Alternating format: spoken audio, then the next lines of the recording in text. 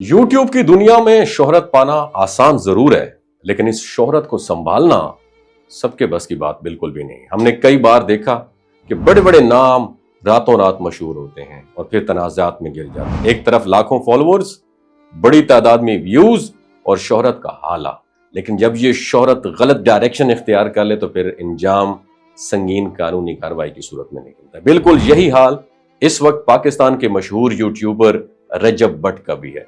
ताजा रिपोर्ट्स के मुताबिक रजब भट्ट के खिलाफ 3 बड़ी इंक्वायरियां चल रही हैं। साथ में मजहबी तौहीन के इल्जामात के साथ साथ एक नया पहलू भी सामने आया है, यानी जुआ खेलने वाली एप्स की प्रमोशन।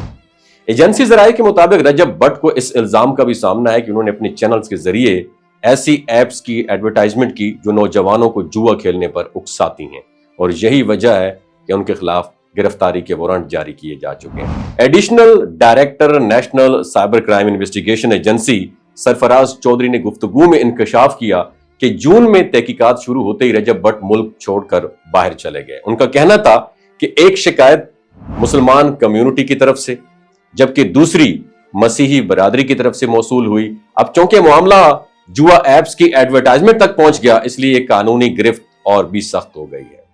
दिलचस्प बात यह है कि सिर्फ रजब भट्ट ही नहीं बल्कि पाकिस्तान के एक और बड़े यूट्यूबर डक्की भाई भी इस मसले में ऑलमोस्ट फंस चुके हैं।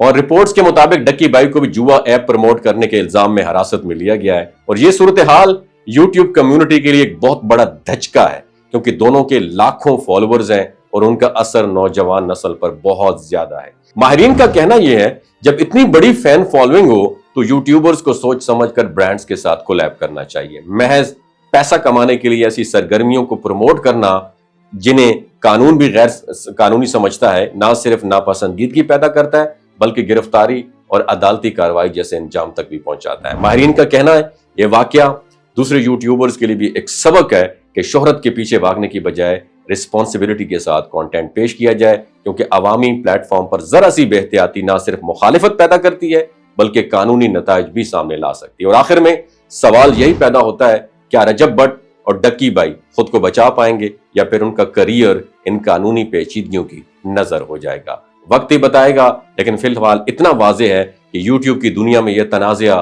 तवील अरसे तक जेर बहस रहेगा।